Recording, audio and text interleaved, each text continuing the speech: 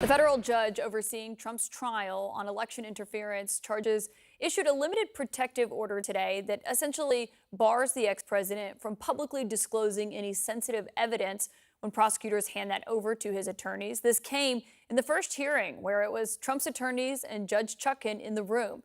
At one point, she warned his attorneys, Trump was not there, that like every American, he does have a First Amendment right to free speech, but that right is not absolute. She said in a criminal case such as this one, the defendant's free speech is subject to the rules. She also said that the more inflammatory statements that someone makes, could be potentially Trump, who has been making many comments about this case, could potentially taint the jury pool, and that means the case would go to trial faster. Joining me now, David Kelly, former U.S. Attorney for the Southern District of New York, and John Dean, who, of course, the former White House counsel to President Nixon.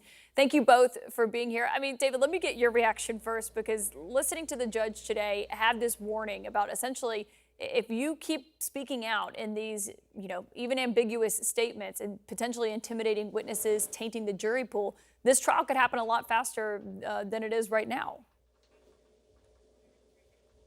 Yeah, I think the most important thing about today is that the judge painted in very bright red lines what the boundaries are and laid down the rules as to how they need to play within those boundaries. And the failure to do so is going to result in consequences. Some of the consequences may be a speedier trial.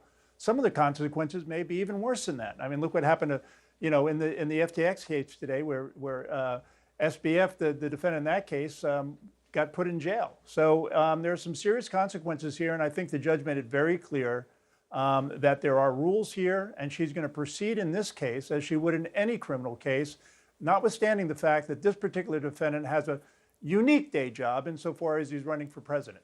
Yeah, and John, I mean, that was a huge part of it as well, was talking about his day job, because you kept hearing Trump's attorneys argue about how, he is a 2024 candidate. He has these things that he's commenting, talking about, what if he says something about Pence that's included in the evidence. And she made clear that she's not viewing him as a former president or a 2024 candidate, but as a criminal defendant.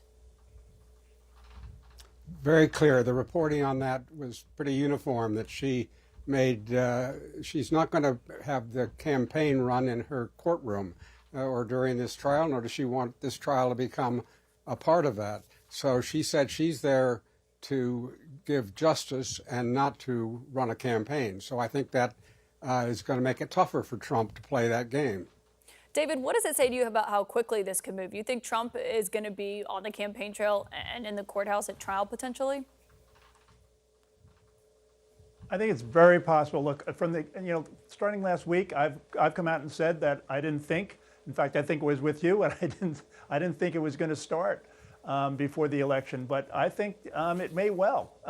Look, the discovery in this case is not terribly complicated. The defense lawyers have already indicated that they know what motions they're going to file. That can get done on a pretty, fast schedule. So I don't think it's going to happen in January. I'm skeptical about whether it's going to happen before November, but it's certainly possible. John, just given your history and what you've seen from up close at the White House, just looking back in a bigger picture at the moment that we're in, where this moment happened today, a typical simple procedure became this big skirmish between the two sides. Next week, we could see action in Georgia, a potential indictment there. We're expecting as many as a dozen. I mean, what do you make of it all? Well, I make that we've got very competent counsel on both sides who are going to try to cover their turf as well as they can. And I've seen many court battles that play out, and we've got here a judge who knows how to control her courtroom, and I think she will. So, I think the fact that she's not making this the White House on trial or a president on trial, but Donald Trump, defendant Trump, Mr. Trump, if you will, in her words, I think that makes it realistic, and it doesn't make it the theater that Trump would like to have. We'll see what it looks like going forward. I mean, certainly setting the stage today. John Dean, David Kelly, thank you both.